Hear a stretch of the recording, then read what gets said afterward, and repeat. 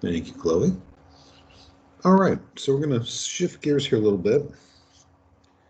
I'm not quite sure how they do EOCs for you guys. I think it's tied to your home zone school, as they like to call it. But anyway, this should be coming up here for you in the not too distant future, so that maybe we would go ahead and just go over some EOC type style problems, give you a little preview of things to come. All right, so let's go ahead and take a look at some of these guys and go through them. I'm going to let you guys work on them for a little bit, and then we'll get into talking about them a little bit more. So let's go ahead and check out the first one here. So unfortunately, these typically tend to be story problems. Okay, so it says Jeremy determines that the square root of 9 is equal to 9 to the 1/2 power. Part of his work is shown. So we see his work there. It says which expression or equation should be placed in the blank to correctly complete Jeremy's work. So there's a step missing, and we have to pop in which step we think it is. Okay. So go ahead and check out the answers here and pick the one you think is best, and then we'll talk about it. So I'll give you a minute or two to think about it.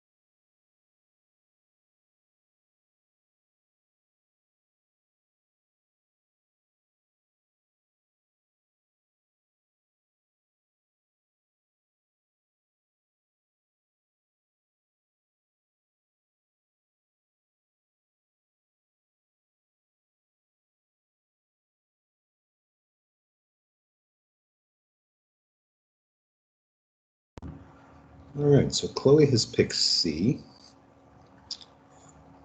Taylor and Hunter, I'd like you guys to weigh in on this because unfortunately I can't take this test for you, and also you have to pass it. So just saying, kind of time to step up and work on this stuff. All right. All right, so let's take a look at Chloe's choice here, C. So here's what's happening when we add exponents like they're doing here in this step. Let's get something to write with. So when you add exponents,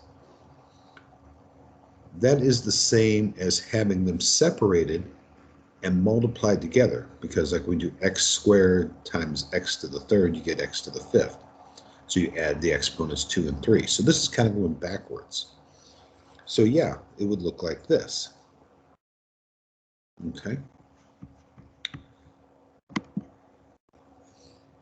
So it would look like 3 to the 1/2 times 3 to the 1/2.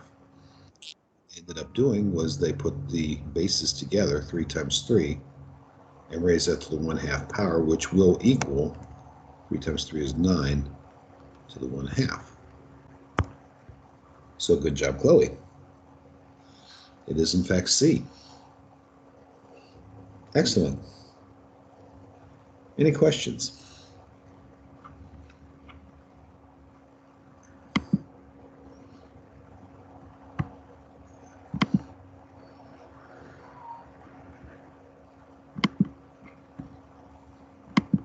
All right, well, let's continue on.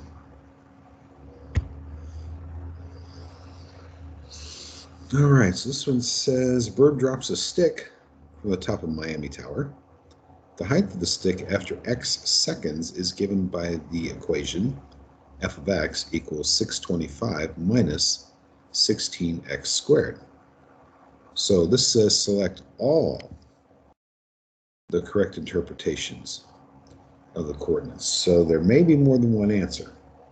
They love pulling this stuff on you too, where they have you pick more than one answer out of the list. Okay, so in this particular one, it says select all the correct interpretations of the coordinates of the point at the maximum of f of x. So maximum is kind of your key thing, and there may be more than one answer. So this is the kind of stuff you have to decipher on these things. All right, so take a look at those and see which answers you think are correct. Again, I'll give you a couple minutes to ponder it, and then we'll talk.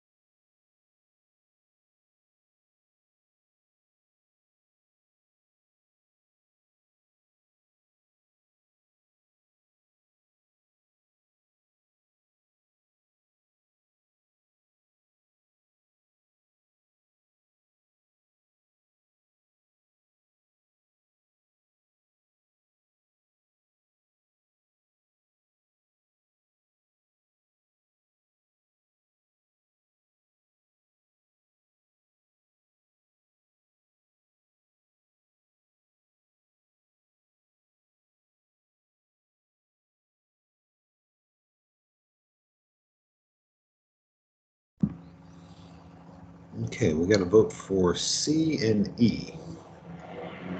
How about the rest of you? Any of those, you agree, disagree? What do you think?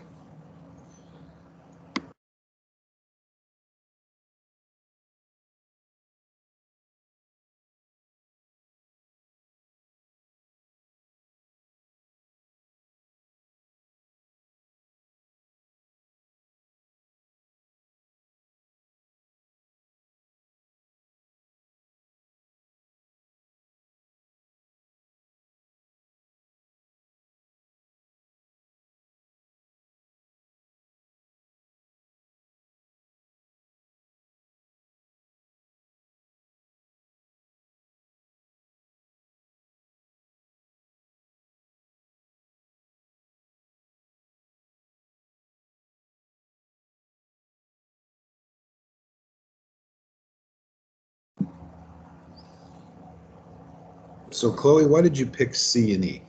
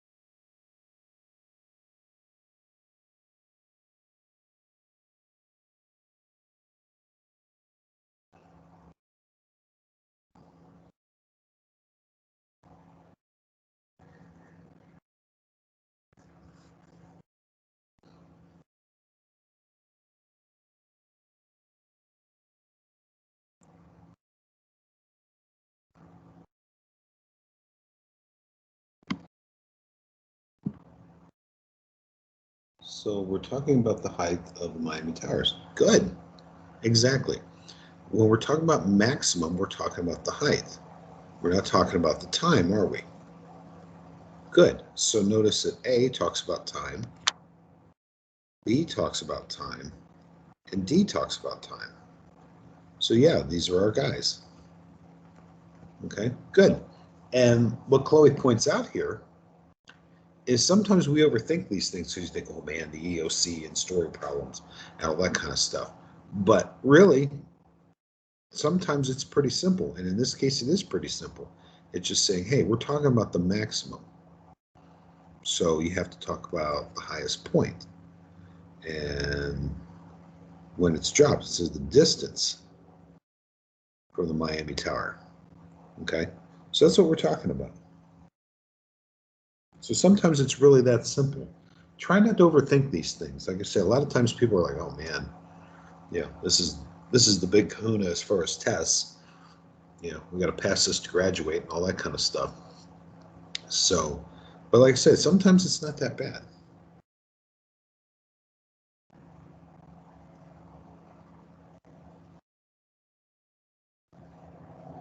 Yeah, at 7 in the morning, that's pretty good. We'll go with it. Okay, good job. All right, let's check out the next one.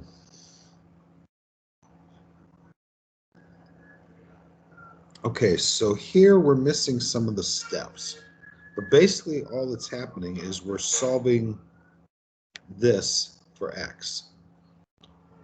So we just need to kind of plug in the steps here. They want to know what is the correct reason for line 4. So that's right here.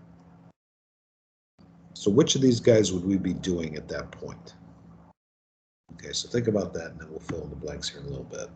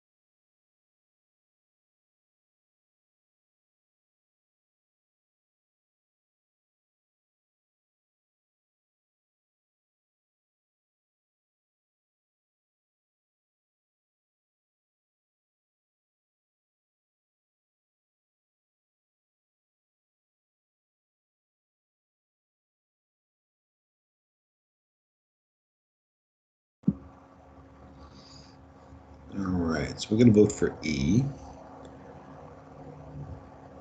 How about the rest of you guys? I mean, I can just send you guys out this as a homework assignment. If that's the way you want to play.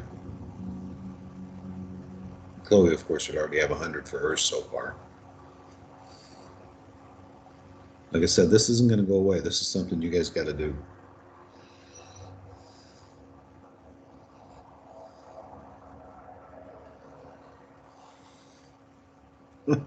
Well, you're working with me in class. Everybody else is just sitting there. They're probably eating breakfast or not even here.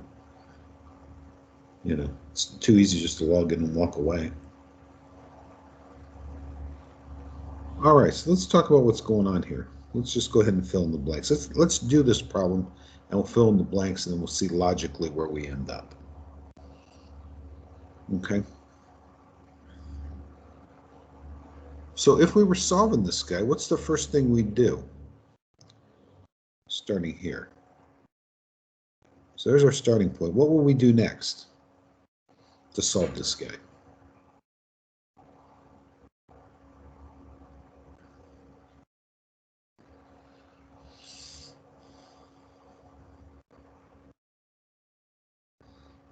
We're not going to add just yet, but what we can do is we can distribute, right? So we'd use the distributive property. So that's B. And then we'd multiply these guys, right? So this would definitely require a calculator, which you can use on this thing. Move over here so we can see what's going on. There we go. All right, so let's clear this out. So we've got 2.5 and then times 6.25. All right, so that gives us our first part here. So it'll be 15.625x. They could use some nicer numbers, couldn't they?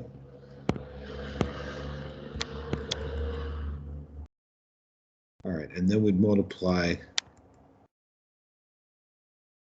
2.5 times 0.5. That's just cutting that in half, so it'd be plus 1.25. If you're not sure about that, again, just use the calculator.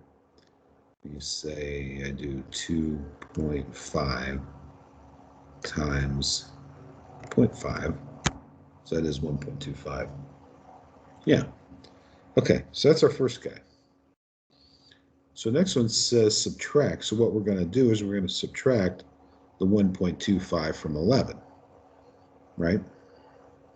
So if we do that, then we would have 11 minus 1.25, right? So 11 minus 1.25. That's 1.5, hang on. 25, there we go. All right, so I'm going to write this guy out here just because we don't have any room. So this would be 15.625x. We still don't have enough room. Equals, what do we have there? I forgot it now, hang on. 9.75. So 9.75. So that's going to be right there. So when we're solving something, and we've got x on one side and numbers on the other side, what do we do next? What do we do to solve for x?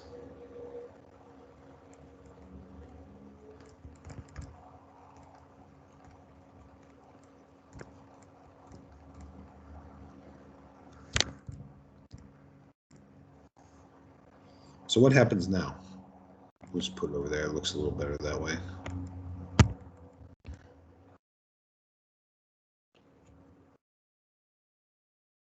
So this would be step 3 right there.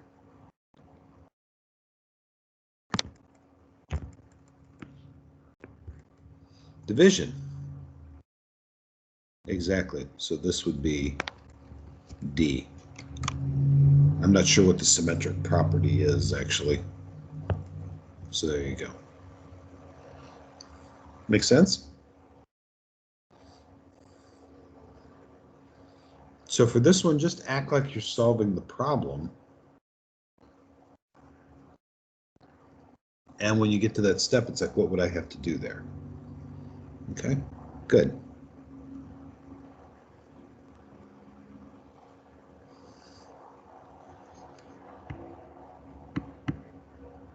Any questions?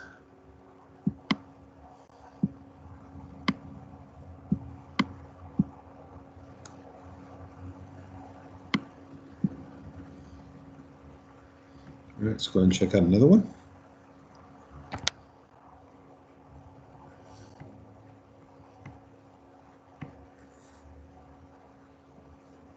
All right, so this one says Core is using successive approximations to estimate a positive solution where f of x equals g of x. And f of x is x squared plus 13, and g of x is 3x plus 14. The table shows her results for different input values. Okay, so it says use Core's process to find the positive solution to the nearest tenth of f of x equals g of x.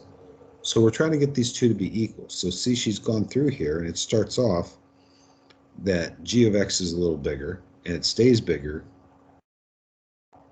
till we get to 4, right? So what it's basically saying here is at 3, they're almost the same, right? And at 4, f of x is now bigger than g of x. So then she tried in between and did 3.5.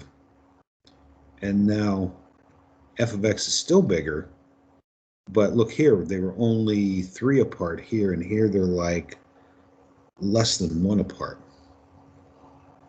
So they're asking you to figure out to the nearest tenth what the solution is. So basically what you're doing is you're plugging in some numbers to see which one's going to be the closest. Okay? So go ahead and tinker with that for a minute, and then we'll talk. This one, you just got to come up with your own answer. There's no multiple choice on this one.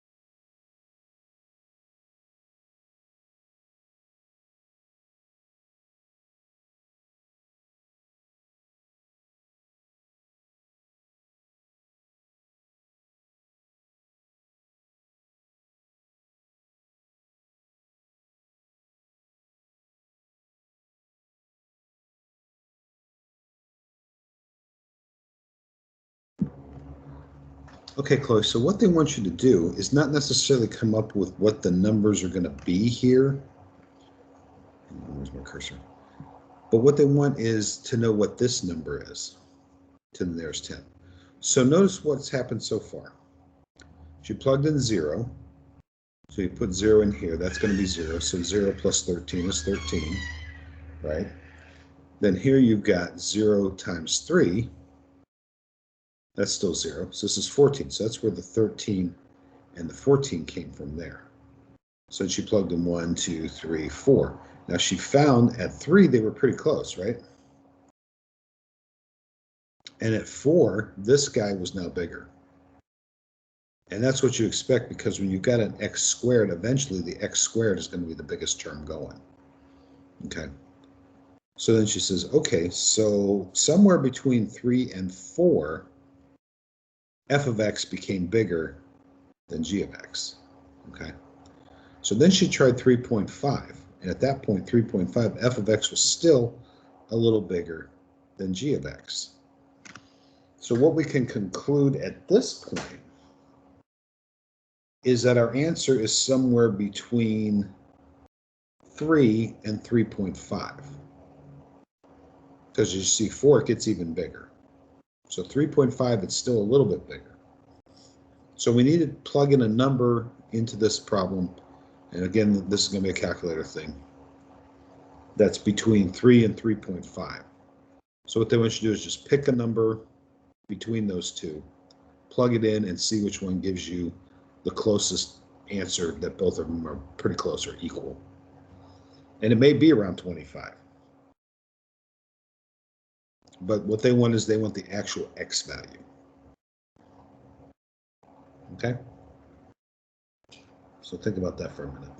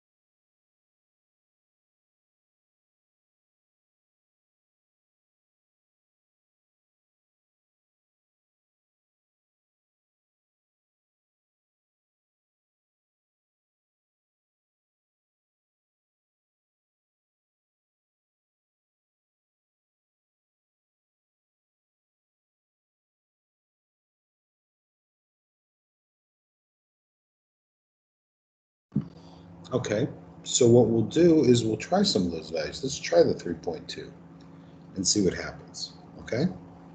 So let me bring in the calculator.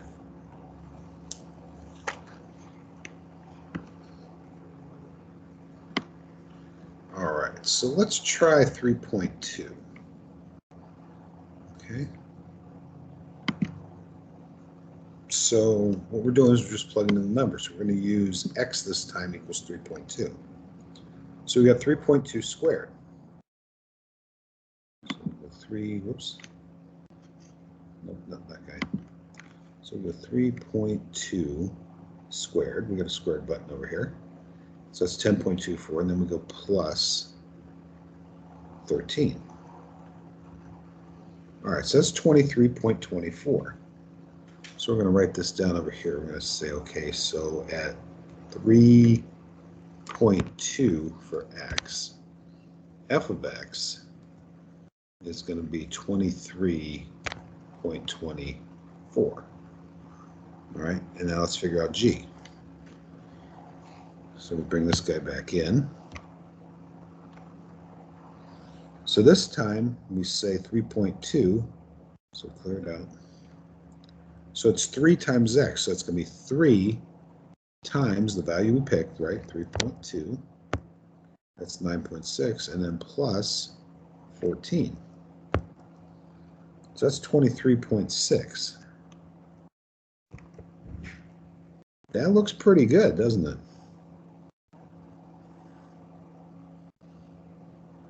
So if we go higher, if we try 3.3,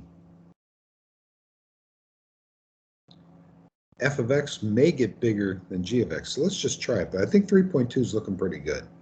But just to be safe, let's check 3.3. Okay, so let's do the same thing again. All right, so clear it out. We go 3.3, square it, plus 13. Okay, so that's 2389. So as predicted, this one's a little bigger, right? Now let's see what happens with the other guy. So we go back on here, clear it. We go 3.3 times 3. plus 14. Wow. I think that's our boy, huh? 23.9. So with your estimates, Chloe, the one was a little bit high, the one was a little bit low. So we took the guy in the middle, which is the 3.3. So at first I looked at it and I thought 3.2 looks pretty good, but then we tried 3.3 and look, almost exact. So good work. So for this one, our final answer would be 3.3. Okay, so that's just plugging in numbers and checking out answers. But the thing to look at, the way the chart helps us out, is we realize at this point that our answer is somewhere between 3 and 3.5, because that's when this one goes from being the smaller one to the bigger one. Okay?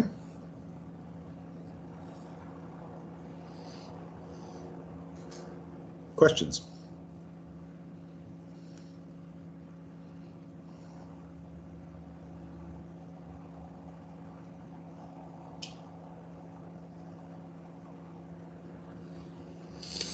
All right, let's try maybe one more.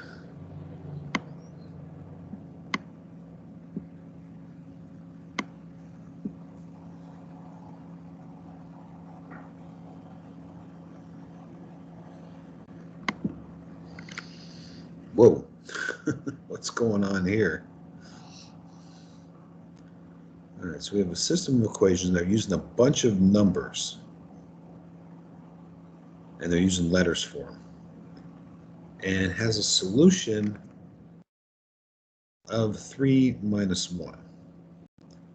Select all the systems that are also guaranteed to have a solution of 3 minus 1. Wow. Okay. A lot of kookiness going on here. All right, so here's the thing. Anytime they give you a solution or a point, in the ordered pair fashion like we have right here, what they're basically telling you, they're giving you a place and they're giving you a value for x and a value for y. So what this is basically telling you is that x equals 3 and y equals -1. Okay? So that means over here, x is going to be 3 and y is going to be -1. So let's plug these guys in and see what we get for starters. So if we have p times x and x is 3, this would be 3p, right? And then y is -1, so 3p minus q is going to equal r, whatever that is. Okay. And they put all these letters in here just to confuse you. You have to think of it in terms of the way we would normally do things. Then this guy is going to be 3f minus g equals some number h. Okay? So which one of these would be the same? Wow.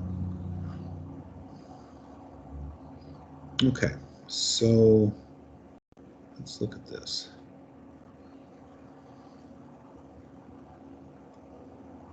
All right, so down here at the bottom,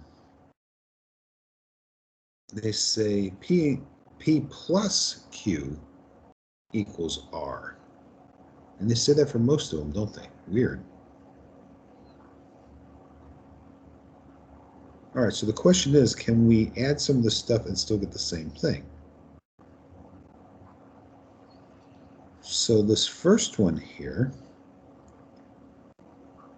it says P plus F, so it's like they're adding the first column. And then Q, I put Q there instead of G. That was my bad. Hang on, I gotta fix that.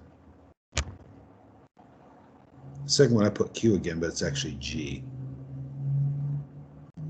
Again, this is how I lost most of my points in high school. This guy's G. No wonder it wasn't making sense.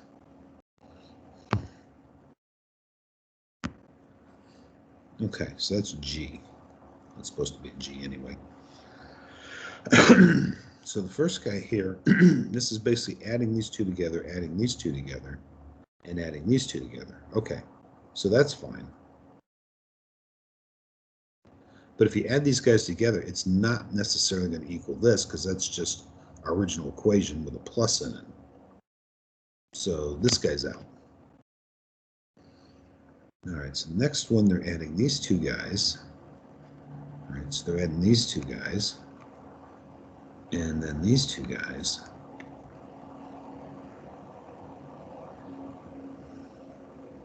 In different equations. And when they say, yeah, this one's not right either.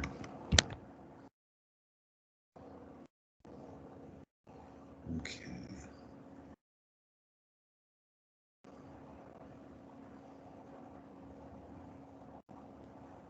So I think these are all too complicated, I think. I think this is going to be our guy, and here's why. Because remember when we solve these by elimination, sometimes we will multiply one of the equations by some number, right? And then we'll be able to eliminate things. Now, we don't know the numbers here. That's why they're messing with us. Again, I think D is too fancy as well. But this basically, if you take the second one here, and they multiplied by 5, right? Okay, so if you multiply the whole thing by 5, it's still the same equation. So this is still the same equation here, just multiplied by 5. And then this guy, they didn't touch, so he's still the same equation. So if they're both still the same equations, they will both still have this solution. So I think E is going to be our guy. But that's a complicated one. And they do give you some ugly ones like that. Okay? But the good news is they usually curve this test quite a bit. So on that happy note, I think we can stop there for today. We will continue on with this next time. But again, I appreciate you guys stopping by. And we'll see you then.